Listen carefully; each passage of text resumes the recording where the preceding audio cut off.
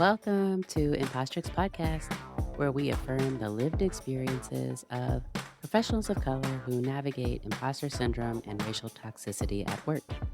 The tools that you learn here will help you confidently address racial toxicity at work, put that imposter syndrome to the side, stand in your power, and resist racial gaslighting.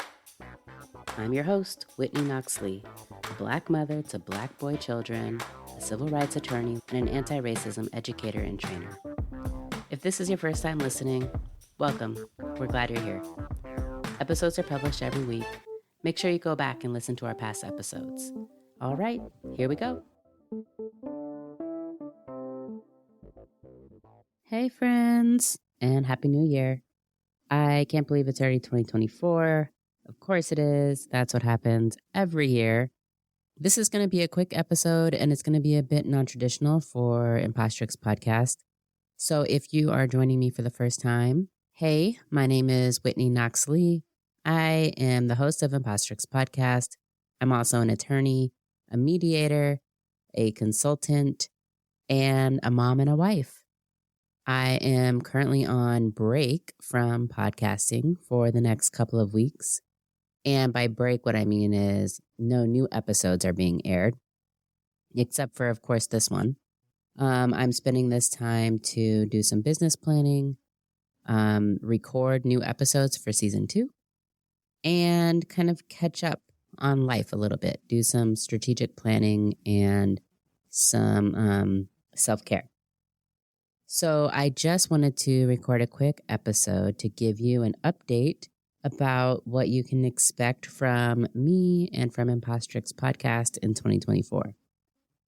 First off, I want to start by saying, as a Black American, some of you know that I identify as a Black American because I don't have a good understanding of my ancestry and my roots.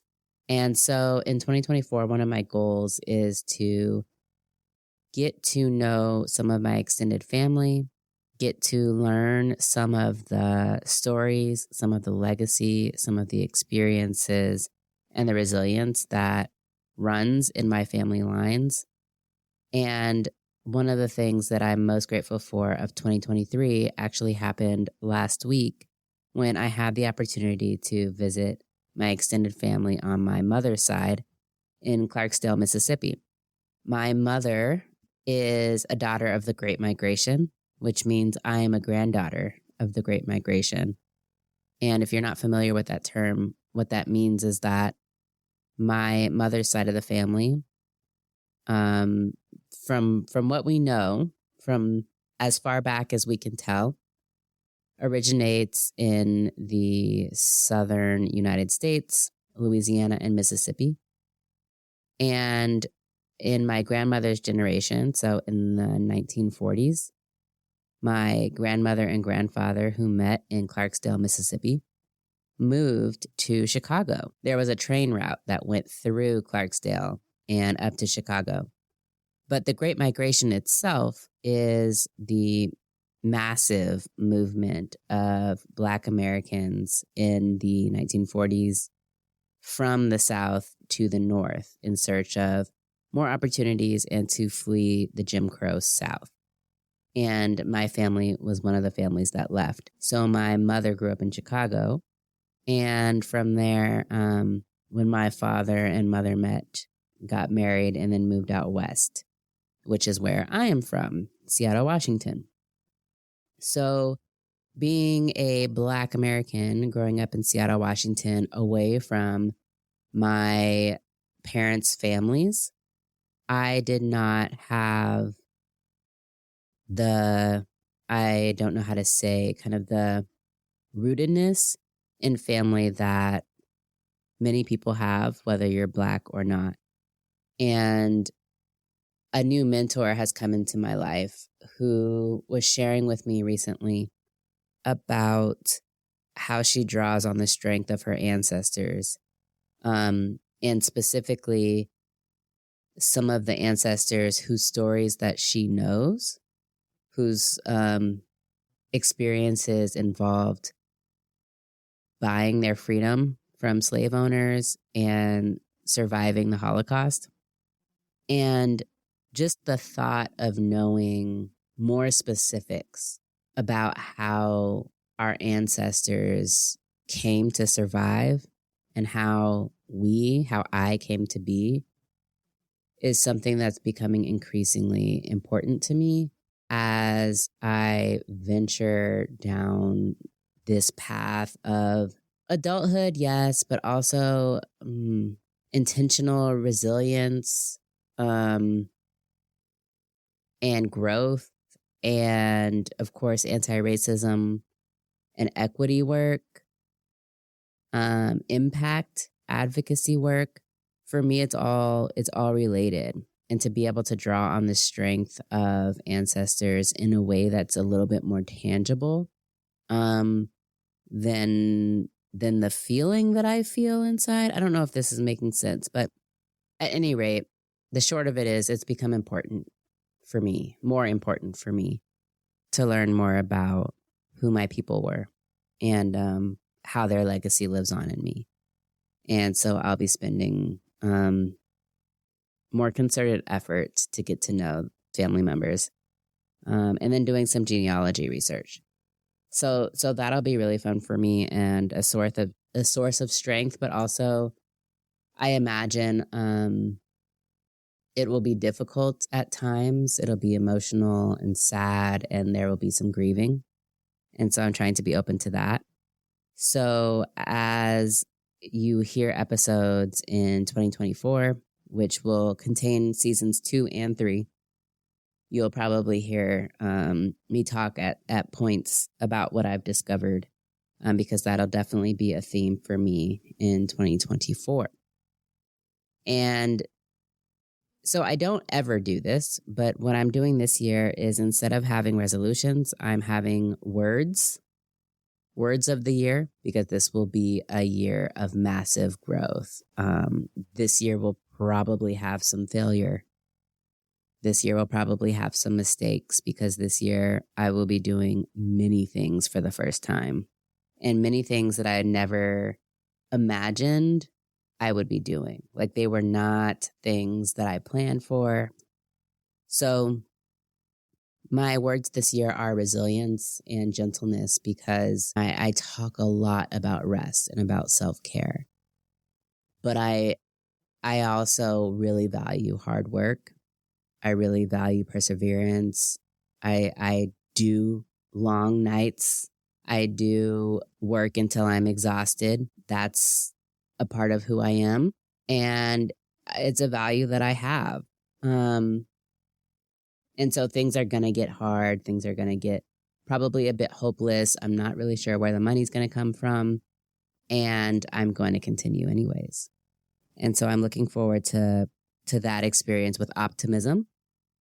And then I also need to just remember to be gentle with myself, with my expectations of the outcomes, and with other people who I'm going to be collaborating with. So those are my words for the year: resilience and gentleness. As far as my plans for this year goes, I am launching a business. I am a registered mediator in the state of Georgia. And so one of the things that I'm going to be doing is mediating.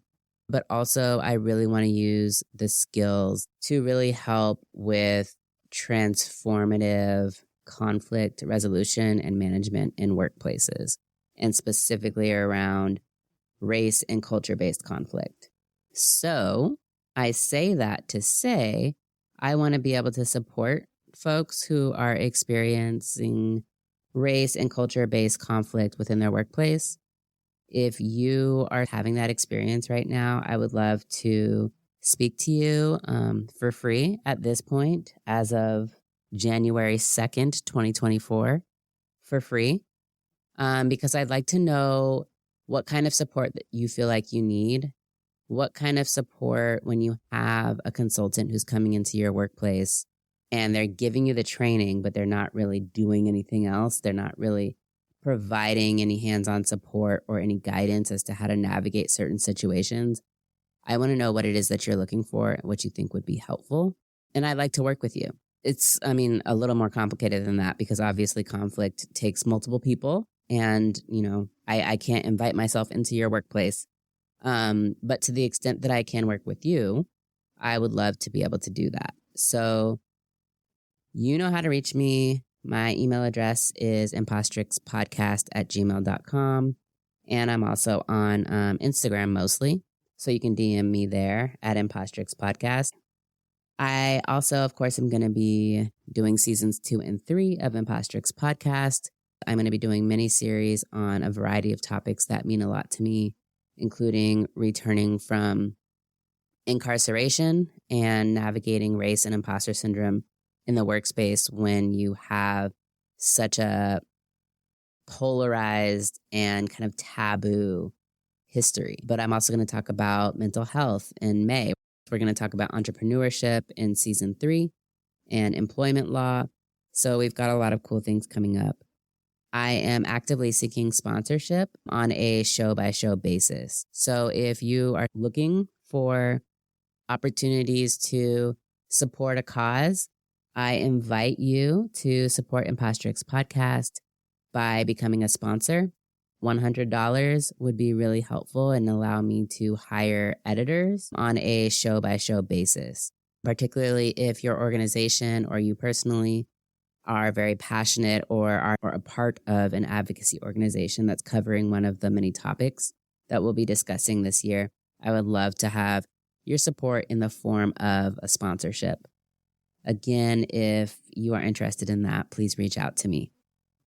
And the other thing that I'll say about what's in store for this year, all of the episodes will be available, not just on audio, but also video. And I plan to do some like current event kind of mini episodes that will be available on TikTok, as well as on the audio, Spotify and Apple and those things. Okay, 2 more things that I wanted to raise with you today. And one is pretty exciting, which is that I've created a free tool that I invite you to utilize. This is the Working Within Our Values bingo card and reflection sheet. It's a bingo card like the bingo game. And I've identified a variety of different values that I have or just things that I want to be accountable to for myself over this next year. So some of them include financial goals, like adjusting my retirement account contributions. Some of them include mental health or career, emotional health goals, like completing career coaching, going to therapy, that type of thing. Some of them are helping us to stay accountable to being anti-racist in the workplace. So they include things like addressing a race or culture-based microaggression in real time. Another one is identifying and interrupting my own racial bias. So what I invite folks to do is to periodically reflect on what your work day or what your work week has looked like and where you found that you've done one of these tasks.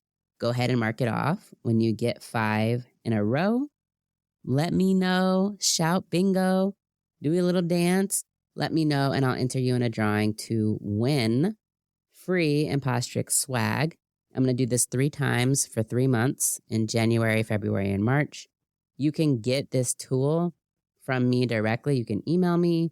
You can visit the link in the episode description or on the website. The other thing that I'm offering for free are reflection questions. And these are really around accountability and getting in the hang of doing some of these things that many of us want to be able to do, but have a hard time living up to doing. So I've created some accountability reflection questions so that when you're going back and participating in this exercise, you can also take a second to think about, like, what did this action mean for me when I did it? Was it difficult? Was it easy?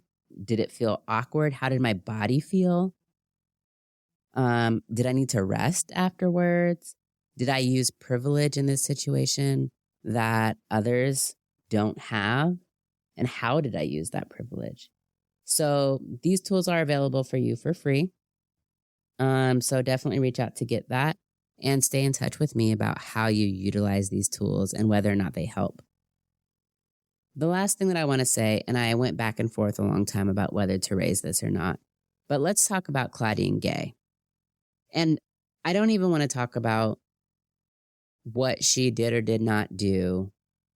I really want to talk about how triggering the situation has been for me. So Claudine Gay is the outgoing president of Harvard University. She resigned her position today, which is January 2nd. Or is it the 3rd? January 2nd. And she still has a faculty position at this point, but she's no longer the president. At the beginning of December, she participated in a congressional hearing where her, the UPenn president, and then the MIT president were being held accountable for anti-Semitism that was happening on their campuses. And I've started watching that hearing. It's 3.5 hours long.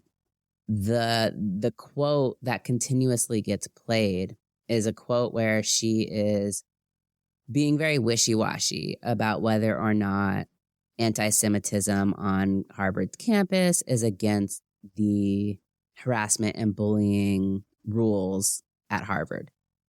I'm not going to say, matter of fact, I don't agree with how she handled that. What I will say, though, is that there's 3 hours and 29 other minutes. And just as I've skimmed the transcript of that, there's many times in that hearing where she is condemning anti-Semitism. But this is really beyond the point. I don't want to get into politics of that because, frankly, I'm not prepared. What I want to talk about is how I've been so triggered by the comments that are coming at the, first when she said those things, then when the plagiarism complaints started coming, and now that she's resigned, comments that are coming out of the woodworks. And I heard one news anchor today, this evening, talk about how one thing that she felt was probably true was that every Black professional in the United States who's aware of this situation is really just thinking about themselves tonight and thinking about like the threat or the harm or where does that put us, And that's how I'm feeling. And it's not that I feel directly attacked because, again, like I don't know enough to have an opinion as to whether or not this person should or should not be the president of Harvard University. What I do know is that she is the first Black woman president of Harvard University. She's also the shortest serving president at Harvard University. And I don't believe that most people wanted her there. And so, she's met with the scrutiny that so many of us experience. And yes, she's in the public eye. Yes, she's the president of an Ivy League college, one of the more powerful institutions in the United States. There's a lot of things at play, but it's super triggering to be reading all of this racist vitriol around her and her Blackness and her womanness, and that she didn't deserve the job to begin with because she's a fake. And she probably plagiarized her resignation speech. And, it just goes on and on and on and on. And for others that found themselves stuck in the comments, I encourage you not to read them and not to engage. Choose your battles, but also make a decision when you're choosing your battles around what the relationship means to you as far as the person that you're communicating with. And so for me, random people who are commenting on YouTube videos and Reddits and CNBC videos deserve absolutely zero of my energy. So I will not be partaking in that. But of course, here I am on this podcast talking about how I'm feeling and what it means for me. So I'll say that this news for me today was really sad. It's sad to see a Black woman who fought so hard throughout her career to be in the position where she's the president of an Ivy League university.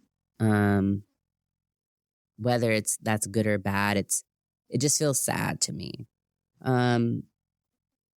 So I don't know, for what that's worth for anyone out there, I think it's sad. I think she's a trailblazer, and I'm grateful basically for her service. I do plan on watching the entire hearing, and then maybe I'll do like a little mini thing about it later. But for now, I'm just going to leave it at that I am feeling triggered. I don't, there's really nothing to do or that I feel like I need to do right now other than just share that bit with other folks who may be feeling the same way. And it's 11:11 and I'm going to go to sleep soon. And I'll wake up. Tomorrow will be another day and I'll keep it moving. Thanks for listening to this very non-traditional episode of Impostrix Podcast. I hope that you're sticking around for next season. And in the meantime, next week, I will be playing some reruns. And as always, please continue to support this show by sharing it with others, leaving reviews on Apple and Spotify, and engaging with me on Instagram. All right, y'all. Until next time, be validated and Happy New Year. And that's a wrap on today's show. If you enjoyed the show today, don't forget to leave me your feedback, write me a review, rate the show, and share with your community. I would love to hear from you. You can find all of my contact information, and you can find ways to support the show by donating or purchasing merchandise directly on my website, www.impostrixpodcast.com. Until next time, be validated.